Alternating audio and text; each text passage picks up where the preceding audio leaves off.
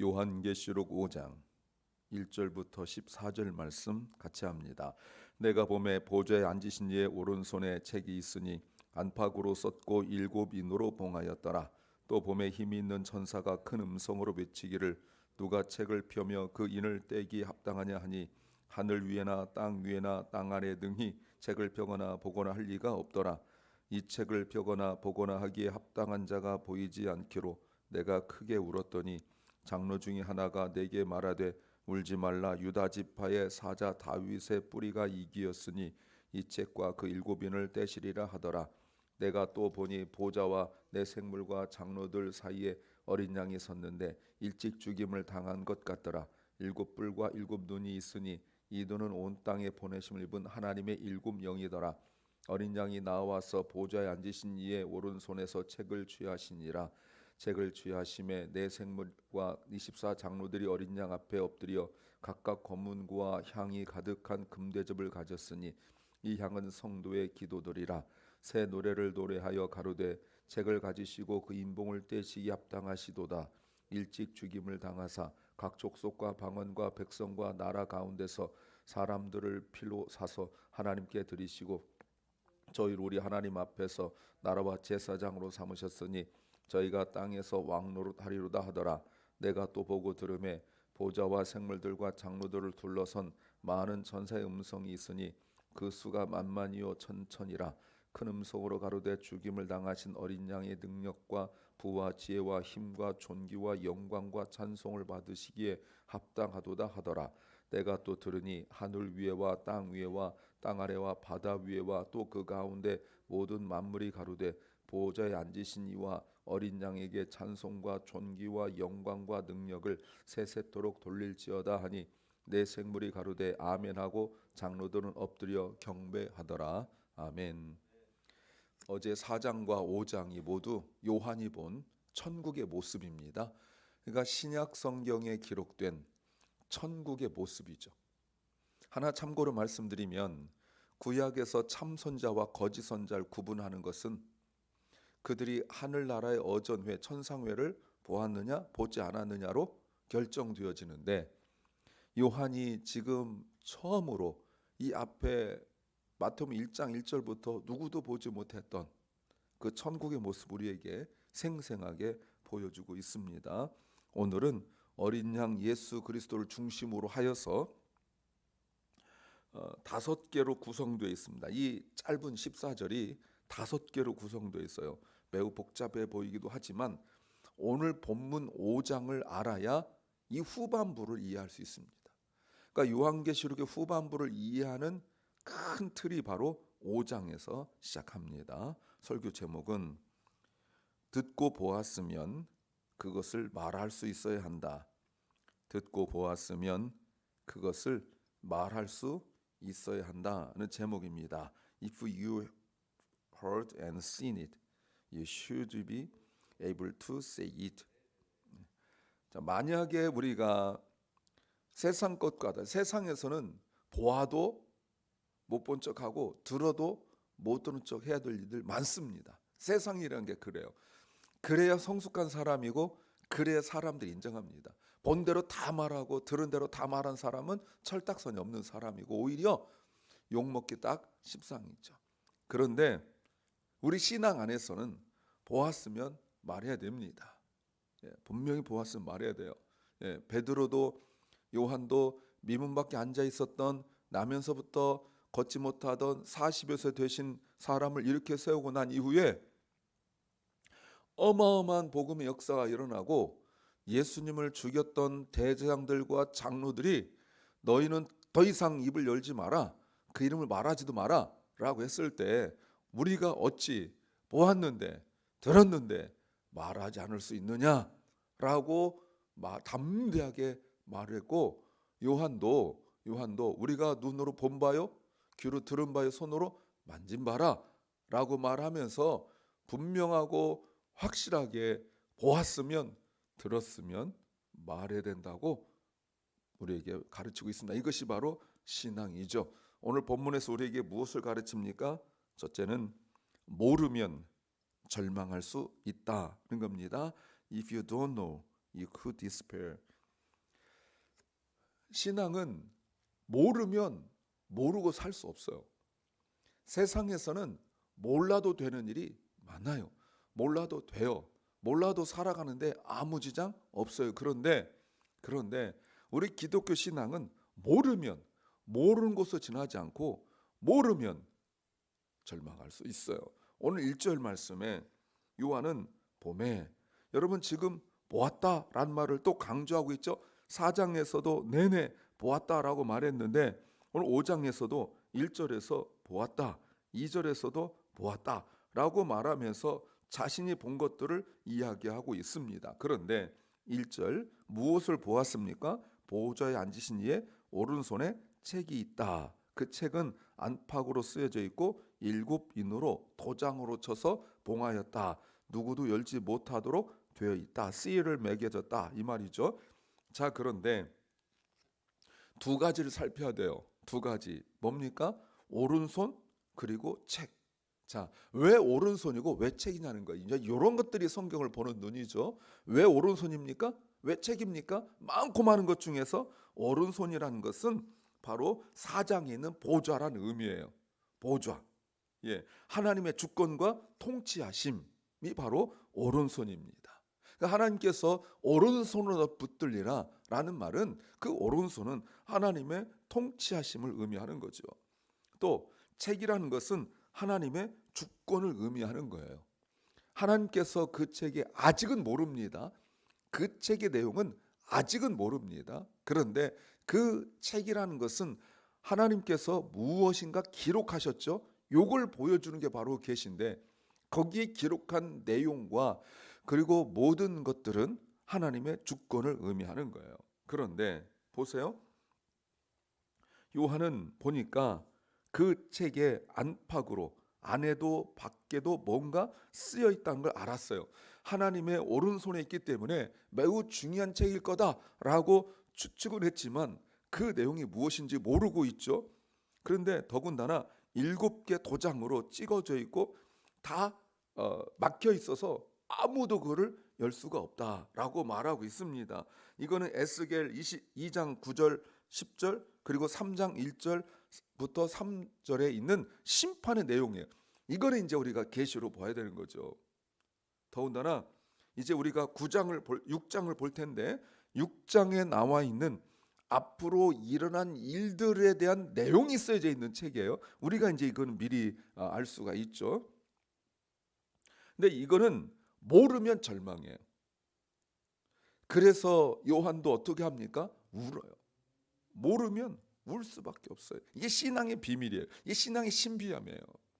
우리가 어떤 일들을 겪을 때 모르면 모르고 지나갈 수 있지 않고 신앙은 모르면 절망할 수밖에 없어요. 알면요, 그게 기쁨인 거예요. 그래서 우리가 왜 예배 자리, 말씀의 자리에 있어야 되느냐?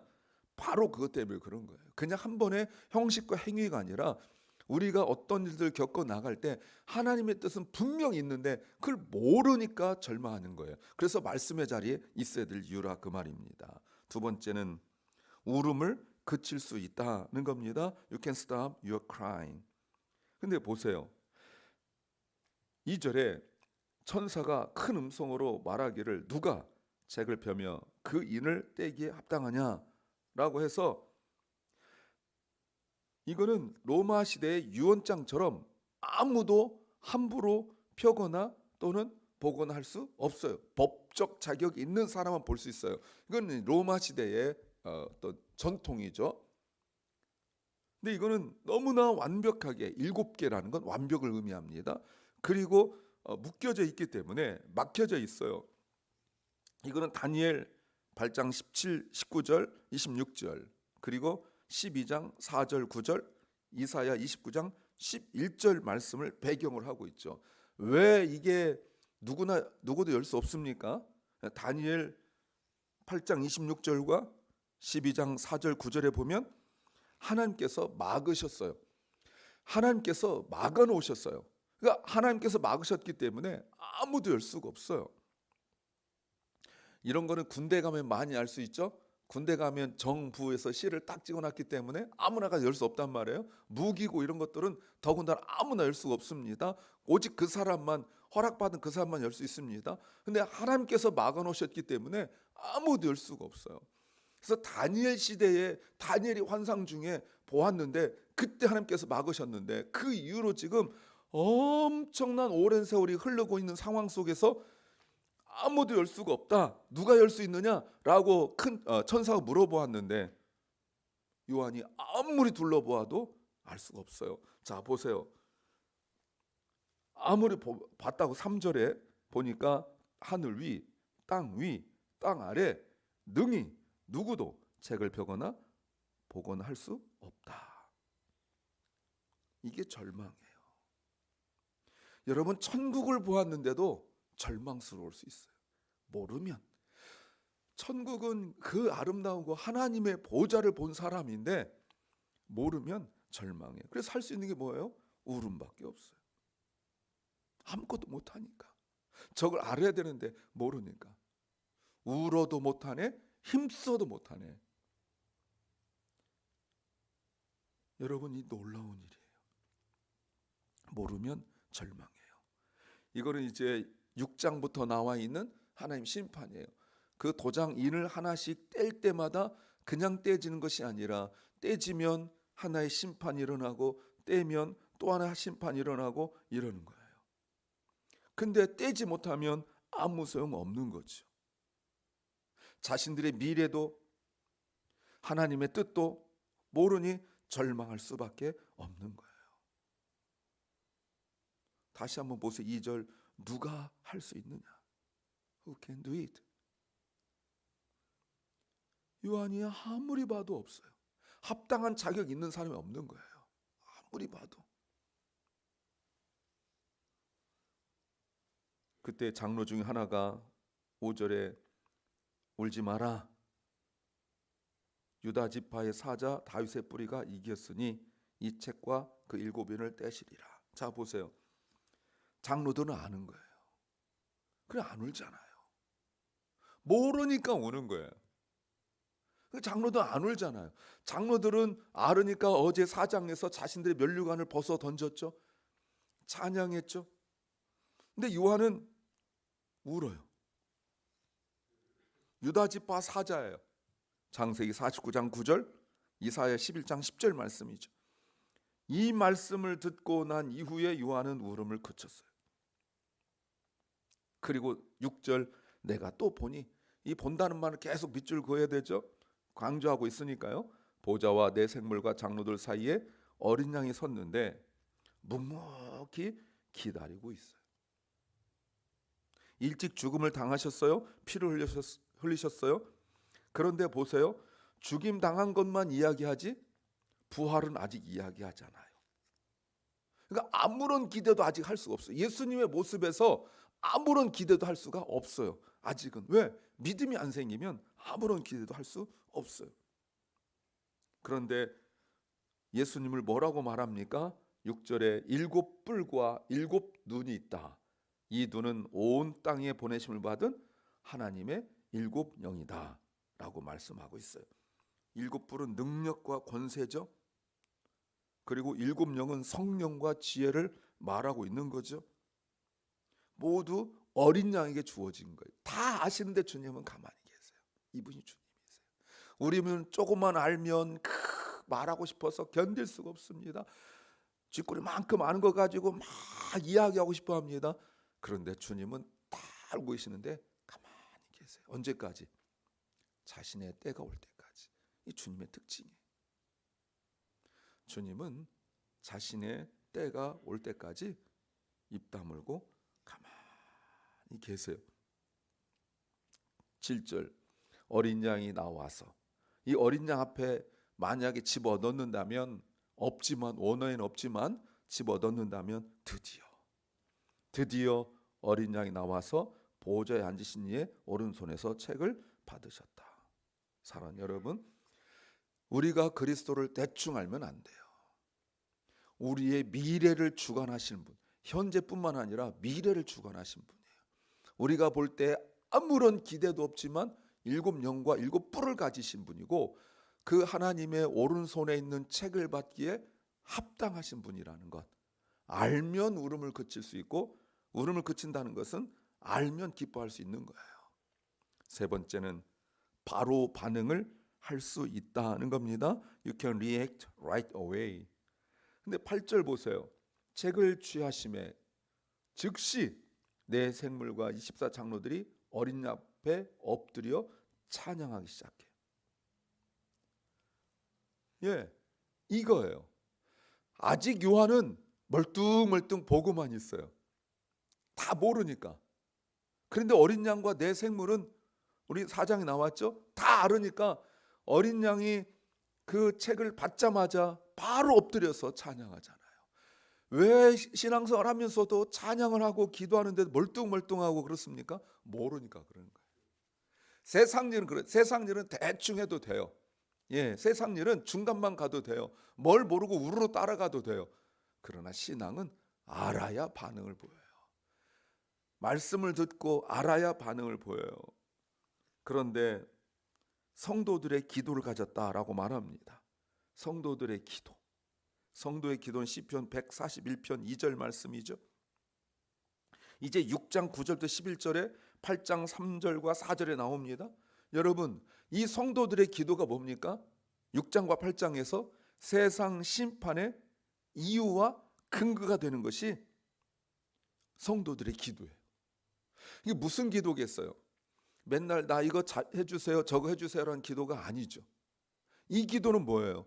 세상의 그 불법과 불의와 하나님께 합당하지 못한 것들에 대한 성도들의 고통의 호소예요.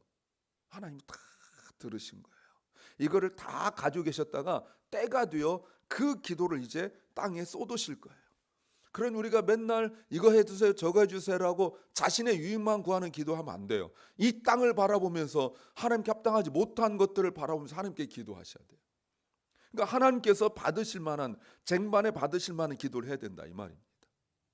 하나님의 정의와 하나님의 공법과 그리고 하나님의 의로우심을 드러내지 못하는 모든 세상의 불합리한 걸 가지고 기도하는 거예요. 그 기도를 하나님께서 들으시죠. 그 기도를 주님께서 귀하게 여기시죠. 그런데 보세요. 9절에 찬양이 나왔어요. 그런데 찬양이 새 노래래요. 새 노래가 뭡니까? 책을 가지시고 그 인봉을 떼시 합당하시도다. 일찍 죽임을 당하시고 각 족속과 방언과 백성과 나라 가운데 사람들의 피로 사신 하나님께 드리시고 하면서 찬양이 쭉 나와요. 끝에까지. 이게 뭡니까? 2절에 천사가 누가 책을 펴며 누가 거인을 떼기 합당하냐라는 것에 대한 대답이 바로 9절부터 나오는 거예요. 이게 찬양이에요. 찬양은 내가 위로받는 게 아니에요. 그 세상에서 말하는 우상들이 그러는 거예요. 기독교의 찬양은 주님만 높이는 거예요.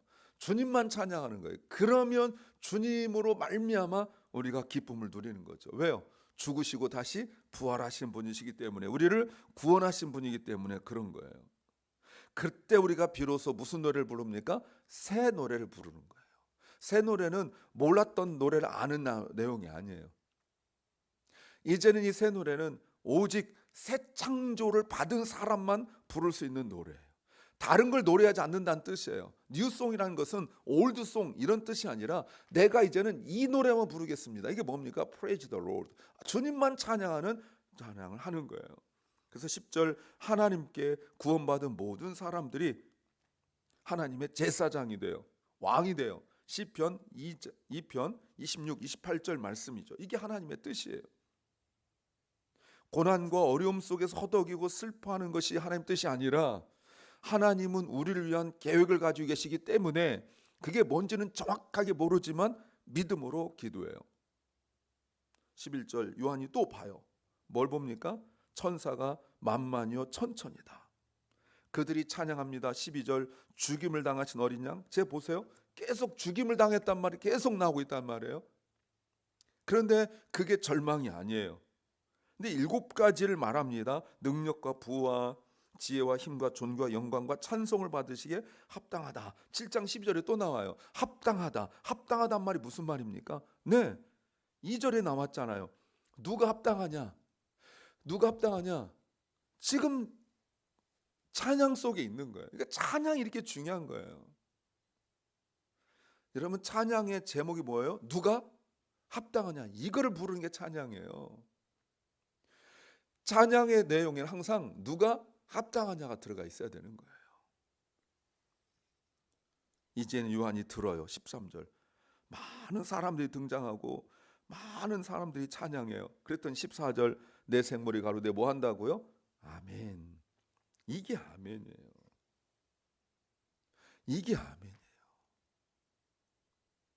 새로운 창조가 일어났기 때문에 아멘을 하는 거예요. 창조와 부활이라고 그랬잖아요. 새로운 창조가 일어나니까 아멘 하는 거예요. 우리 그래서 그리스도 안에 있으면 누구든지 새로운 피조물이라. 그러니까 새로운 창조물이라는 뜻이에요. 그러니까 나에게 일어난 모든 일을 우리가 뭐 할 수 있습니까? 아멘 할 수 있는 거예요.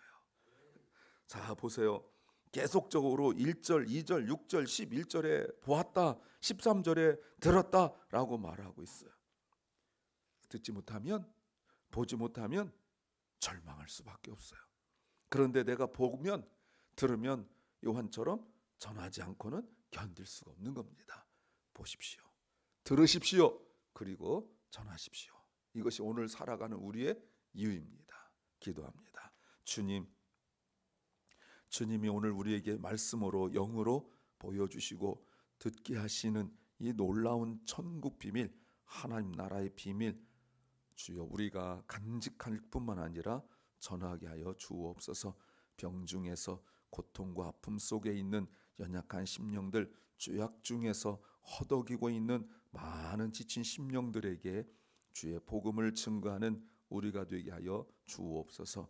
아버지 하나님, 박원식 집사를 주께서 치유하시고 사랑 결란 주께서 치유하여 주시고 또 이 말씀을 듣는 많은 심령들 가운데 주님의 치유하심과 위로하심이 넘치게 하여 주시옵소서. 아버지 하나님, 이 땅에서 살면서 신분의 문제로 또 전쟁과 기근과 홍수로 여러 가지 자연재해로 또 어려움 속에 있는 많은 사람들, 또 그들을 돕는 주의 종들 선교사님들을 주께서 기억하여 주시옵소서. 아버지 하나님, 집이 없어서 고통당하는 사람들, 중독과 과와 과부로 고통당하고 있는 많은 심령들, 장애로 고통당하고 있는 심령들 하나님 불쌍히 여기시고 또 그들을 돕고 그들과 함께 사역하는 주의 종들을 기억하여 주옵소서. 오늘도 주의 말씀을 듣고 전하는 하루가 되게 하여 주시옵소서. 예수님 이름으로 기도하옵나이다. 아멘. 하늘에 계신 우리 아버지여, 이름이 거룩히 여김을 받으시오며 나라의 마옵시며 뜻이 하늘에서 이룬 것 같이 땅에서도 이루어지이다.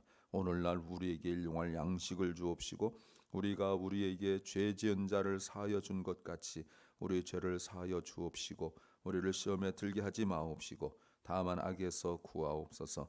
대개 나라와 권세와 영광이 아버지께 영원히 싸움나이다. 아멘.